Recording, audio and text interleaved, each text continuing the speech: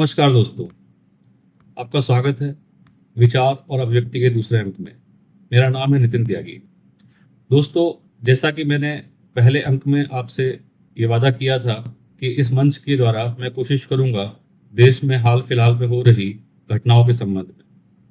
दोस्तों, अभी जिस घटना की देश में सबसे ज़्यादा चर्चा है वह घटना है पहलगाम में हुई आतंकवादी घटना, जहां पर पाकिस्तान से आए हुए आतंकवादियों ने देश के 28 नागरिकों की नृशंस हत्या कर दी। तो दोस्तों, आज उसी घटना पर मैं आपके साथ कुछ विचार साझा करना चाहूँगा और आपके विचार भी सुनना चाहूँगा। ये जो पहलगाम में घटना हुई है, इतनी सुरक्षा व्यवस्था होने के बावजूद और आतंकवादी इतने अंदर तक घुसने में सफल रहे, उनके पास अत्याधुनिक हथियार भी थे, तो कहीं ना कहीं सवाल ये उठता है कि इतनी आसानी से आतंकवादी पाकिस्तान से कश्मीर के इतने अंदरूनी हिस्से तक कैसे चले आए और कैसे उनके पास इतने आधुनिक हथियार पहुंचे। दोस्तों, अगर आप गौर से देखेंगे तो आप समझेंगे कि कहीं भी ऐसा संभव नहीं है कि बिना अंदरूनी किसी मदद के ये हथियार उन तक पहुंच पाते। कहीं ना कहीं किसी ने उन्हें वहां तक हथियार पहुंचाने में सहायता की है, चाहे वो वहां पे लोकल काम करने वाले हैं, घोड़े वाले हैं, पर्यटन से जुड़े लोग हैं, या लोकल कश्मीरी जो लोग वहां पे काम करते हैं। मैं ये नहीं कह रहा कि सारे कश्मीरी लोग जितने भी हैं वहां पे वो इस घटना में इन्वॉल्व थे, लेकिन हाँ, ऐसे कुछ लोग तो जरूर थे जो इस घटना में कहीं ना कहीं इनका इन्वॉल्वमेंट था और जिसके ऊपर कुछ ना कुछ प्रश्न चिन्ह जरूर लगता है। दोस्तों, इस तरह की घटनाएं पहले भी होती रही हैं। भारत सरकार ये करके इनका बदला भी ले चुकी है, जैसे सर्जिकल स्ट्राइक की, उससे पहले उसके बाद फिर जो है एयर स्ट्राइक हुई और तब भी ये घटनाएं रुकी नहीं। तो दोस्तों, क्या इन घटनाओं को किस तरह रोका जा सकता है? सरकार ने हर प्रयत्न करके देख लिया। कश्मीर में चुनाव करवाए, कश्मीर को विशेष पैकेज दिया, कश्मीर की सुरक्षा व्यवस्था भी अन्य राज्यों के मुकाबले बहुत बेहतर है, और उसके बावजूद भी अगर ये रुक नहीं रही हैं तो फिर इसका इलाज क्या है? दोस्तों, इसका इलाज अगर मैं विचार करता हूँ तो एक ही बात दिमाग में आती है कि जहाँ से ये उत्पन्न हो रहा है, अगर उस स्थान पर चोट की जाएगी तभी जाके इसका इलाज हो पाएगा। तो दोस्तों, इसकी जड़ जो है वो जड़ है पाकिस्तान में, और पाकिस्तान में ही ये सारे आतंकवादी फलते फूलते हैं। कहीं ना कहीं आतंकवाद ही इस आतंकवाद को खाद पानी वो मुहैया करा रहा है। दोस्तों, पाकिस्तान में जो मेन प्रांत है पंजाब प्रांत के ही लोगों का ज़्यादा प्रभाव है। पंजाब के ही लोग ज़्यादातर सेना में हैं, और बाकी जितने भी राज्य हैं, चाहे वो सिंध है, चाहे बलूचिस्तान है, चाहे खैबर पख्तूनख्वा है, ये सारे प्रांत जितने भी हैं इनकी स्थिति बहुत खराब है। इन प्रांतों में ऐसी स्थिति नहीं है कि वहाँ के लोग हथियार उठा सकें, लड़ सकें, क्योंकि उनके पास तो रोजमर्रा की जिंदगी के जीने के ही लादे हैं। तो वे हथियार कहाँ उठा सकते हैं? हथियार उठवाए जाते हैं उनसे उनकी गरीबी का, उनकी मजबूरी का फायदा उठाकर।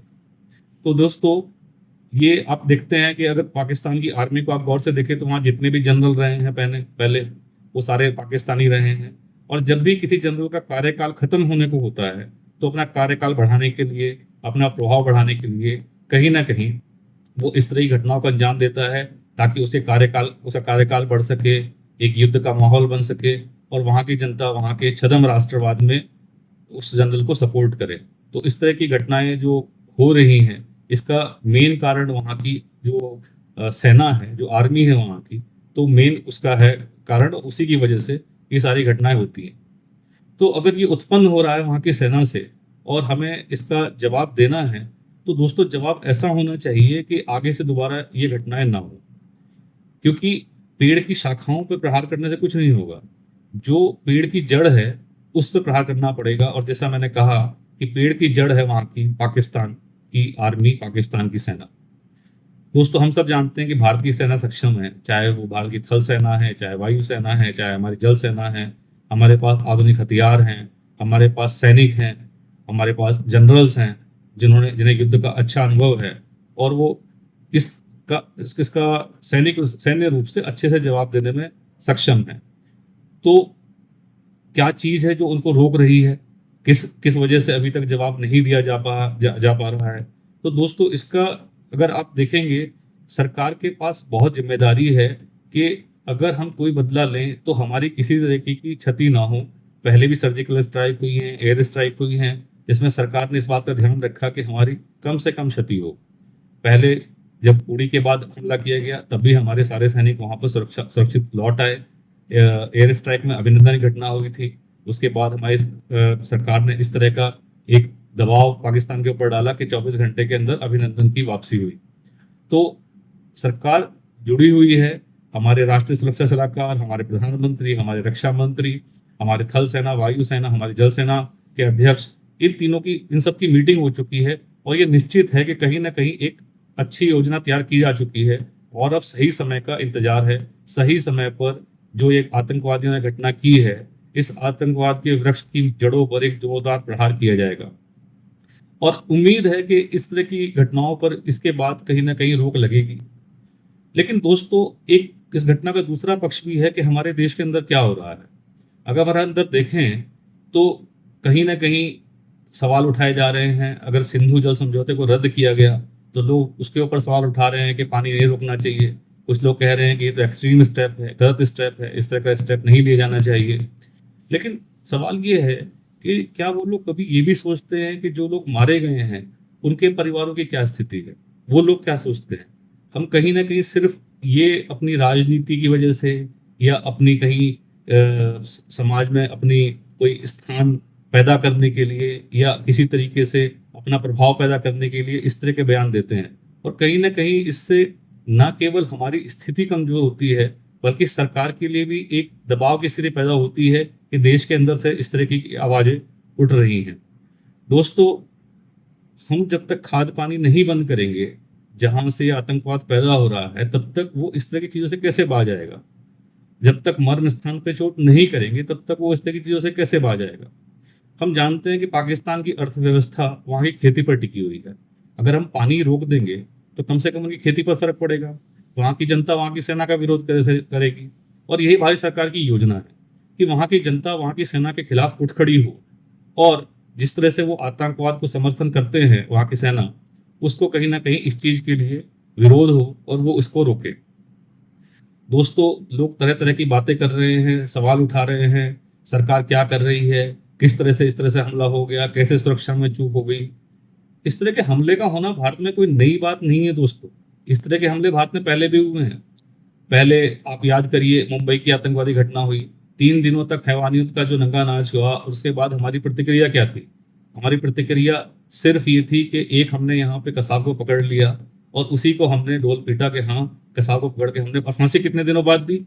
पूरा ट्रायल हुआ है, पूरा ट्रायल होने के बाद फांसी दी है।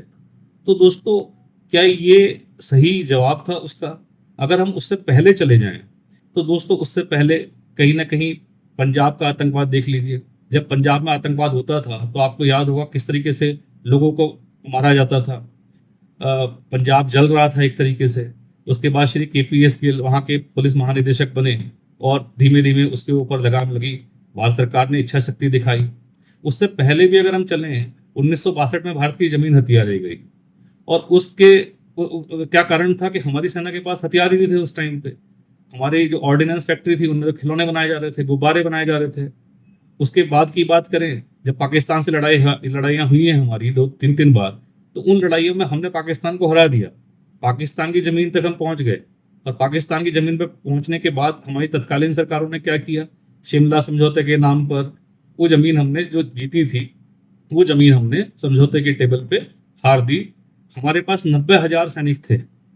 अगर किसी देश के 90,000 सैनिक आपके पास युद्धबंदी के रूप में हों तो आप सोचिए कि आपके पास कितनी नेगोशिएशन पावर है कि आप नेगोशिएट कर सकें उससे कि भाई पहले हमारी ज़मीन वापस करो, उसके बाद हम तुम्हारे सिपाहियों को छोड़ेंगे। लेकिन दोस्तों, हमने ऐसा कुछ नहीं किया। हम टेबल पे हार गए और बिना किसी समझौते के हमने वो सारी ज़मीन वापस कर दी और वो सैनिक भी वापस कर दिए। तो दोस्तों, ज़रा सोचिए किस प्रकार का समझौता था। इस समझौते से हमको क्या हासिल हुआ? जो हमारे सैनिक मारे गए, उन सैनिकों की आत्माओं को कितना कष्ट हुआ होगा कि जिस जमाने में हमारे हाथ में पूरी उनकी ज़मीन थी, उस ज़मीन को हमने लेके छोड़ दिया, तो कहीं ना कहीं उनकी आत्माएं भी दुखी होती होंगी कि हम लड़े तो फिर किस लिए लड़े। दोस्तों, हम बात करें लाहौर की, जब बंटवारा हुआ था तो उस टाइम पे लाहौर को पाकिस्तान में दे दिया गया। लाहौर हिंदुओं का सबसे बड़ा शहर था और अगर आप अमृतसर से इसकी दूरी देखें तो कुछ किलोमीटर की दूरी है अमृतसर की और लाहौर की। दोस्तों, अगर आज आप किसी उस व्यक्ति से मिलें जो लाहौर से पंजाब लौट के आया, लाहौर से हिंदुस्तान आ गया अपनी जमीन जायदाद छोड़ के, अपनी जान बचा के, तो वो बताएगा कि उस टाइम पे लाहौर क्या था। सबसे ज्यादा जो मंदिर थे, मंदिरों का शहर बोलते थे लाहौर को। और आज अगर स्थिति देखें, अगर उस आदमी को वहां भेजा जाए तो शायद वो आदमी हार्ट अटैक से मर जाएगा देख के कि लाहौर की जो स्थिति है।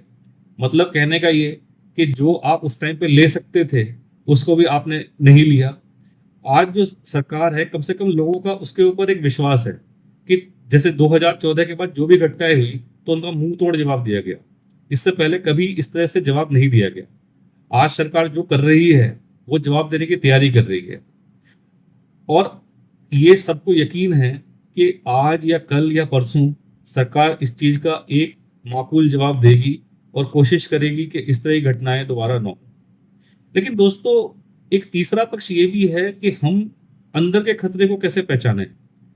आजकल देश के अंदर जिस तरह की घटनाएं हो रही हैं और अंदर जिस तरह की आवाजें उठ रही हैं, क्या आपको लगता नहीं कि खतरा जितना बाहर से है उतना ही खतरा अंदर से है।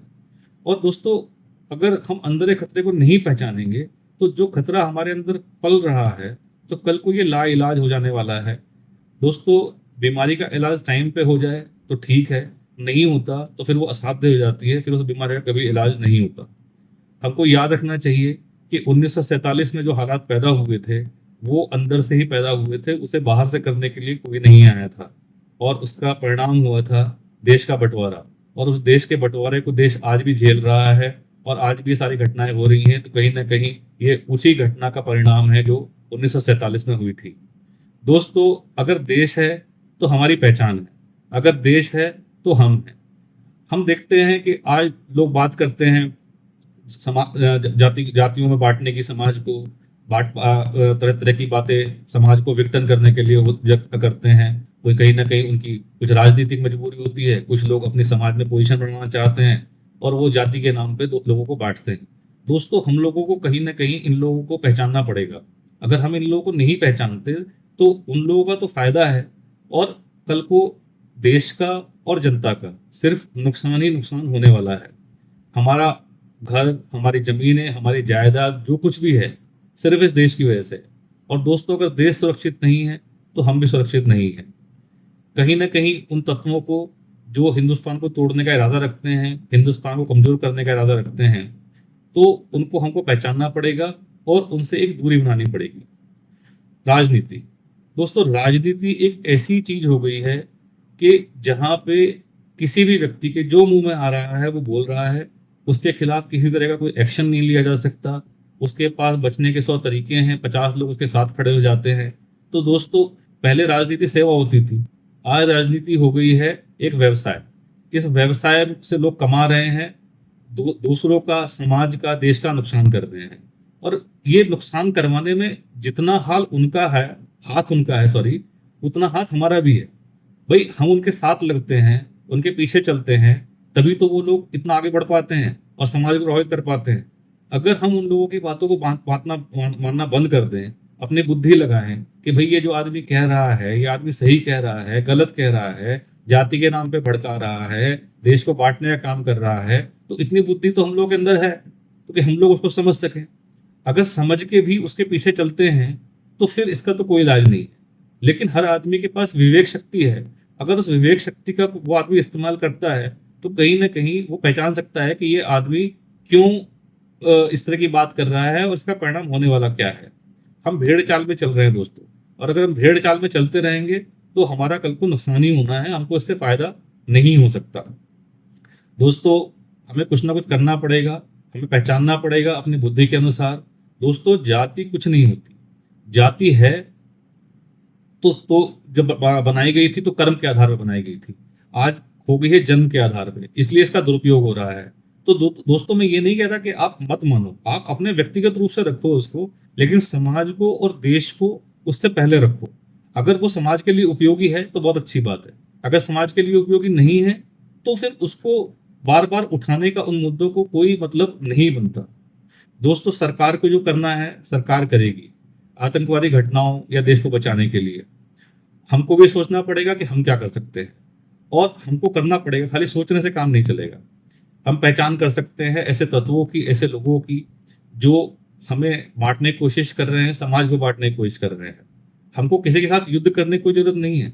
अगर हम सिर्फ अपने विवेक का प्रयोग कर लेंगे तो उस विवेक के प्रयोग से ही हम पहचान लेंगे कि जो इस तरह की बातें कर रहा है वो कितनी गलत है और कहीं ना कहीं इसका परिणाम क्या होने वाला है। दोस्तों, ऐसे लोगों को शक्ति प्रदान करना बंद कीजिए, ऐसे लोगों से दूर रहिए और कहीं ना कहीं मैं कहूँगा कि अपनी विवेक शक्ति को जागृत कीजिए, अपने विवेक पर विश्वास करिए। दोस्तों, इस वीडियो में जो मैं बातें कह रहा हूँ इन पर विचार करिए और विचार करिए कि कैसे इन तत्वों को कमजोर कर सकते हैं। हमारी तरफ से देश की सच्ची सेवा यही होगी। मैं मैं आपको युद्ध लड़ने के लिए नहीं कह रहा कि आप युद्ध लड़िए जाके, लेकिन मैं सिर्फ इतना कहना चाह रहा हूँ कि आप कहीं ना कहीं अपने विवेक से पहचानिए और अगर आप ये करने में सफल होते हैं तो इस तरह की घटनाएं की जो जो हुई हैं इनकी पुनरावृत्ति होने पर रोक लगेगी और सरकार जो स्टेप लेने हैं वो तो स्टेप लेगी ही, लेकिन हमें भी कहीं ना कहीं हर व्यक्ति को, हर इंडिविजुअल को कहीं ना कहीं स्टेप लेने की जरूरत है। समाज का विघटन रोकने की जरूरत है। धन्यवाद। जय हिंद।